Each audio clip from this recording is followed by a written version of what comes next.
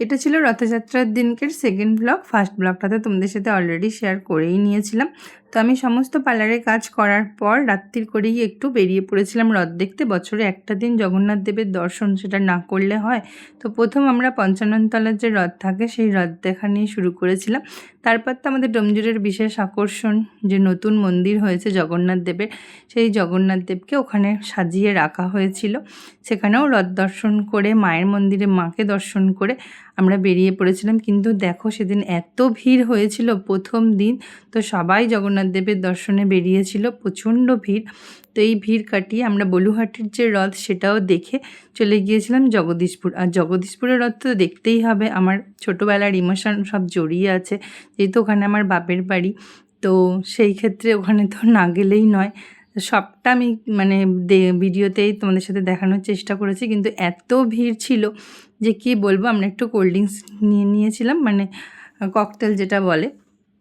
তো তারপর তো ফুচকা, পাপড়ি চাট এগুলো তো রয়েছেই, আইসক্রিম সবই একটু করে খেয়েছিলাম। আর এই দোলনাটায় চড়ার আমার খুব ইচ্ছা ছিল, কিন্তু আমার হাজব্যান্ড উঠবে না, ছেলে উঠবে না, তাই আর চড়া হয়নি। আর এত ভিড়ের মাঝে এখানে তো ঢোকাই যায়নি যে একটু কিছু কিনবো, কিচ্ছু কেনা হয়নি। কারণ এত ভিড়, মানে যারা গেছে তারাই জানে। প্রচণ্ড ভিড়ের মাঝে যতটুকু পেরেছি আমি ক্যাপচার করে তোমাদের সাথে শেয়ার করলাম।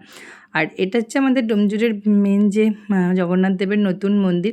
আমি তো যেতে আসতে পথে অনেকবার দেখেছি, কিন্তু এই প্রথমবার ভেতরে গিয়ে সবটা দেখলাম, তোমাদের সাথেও শেয়ার করলাম। আমার তো ভীষণ ভালো লেগেছে। যারা এখনও যাওনি বলবো যাও, আর কারা কারা গেছো তারাও কমেন্টে জানিও। ফেরার পথে ভাবলাম এখানে মেলাটা ঘুরবো, কিন্তু দেখো সব উঠে গেছিলো, একদম ফাঁকা রাস্তা, কিচ্ছু এখানে মেলায় ছিল না। তারপর তো একটু রথের দড়ি টানবো না, সেটা তো হবে না। রথের দড়ি টেনে পাশেই যেহেতু মা, তো মাকে একটু দর্শন করে ভক্তি ভরে মাকে, এত ফাঁকা এরকমভাবে তো কোনো সময় যে যাওয়া হয়ে ওঠে না। তো মন থেকে এতটা শান্তি পেয়েছি যে কি বলবো। তারপর দেখো এই জগন্নাথ দেবকে এখানে এত সুন্দর করে সাজিয়ে গুছিয়ে রাখা হয়েছিল যে দেখেই মনটা জুড়িয়ে যাবে সবার। তারপর এখানে ভোগ খাওয়ার ছিল, কিন্তু এত লাইন, তো লাইন দিয়ে ভোগ নেওয়ার তো মানে পসিবলই ছিল না। মনটা সত্যি খুব খারাপ হয়ে গিয়েছিলো যে এত সামনে থেকে এসে ভোগ দর্শন করেও ভোগ পাবো না। কিন্তু ভগবান চাইলে সব কিছুই হয়। তো শেষমেশ আমরা ভোগ খেয়ে বাড়ির উদ্দেশ্যে রওনা দিয়েছিলাম। কেমন লাগলো ব্লগটা তোমরা অবশ্যই জানিও।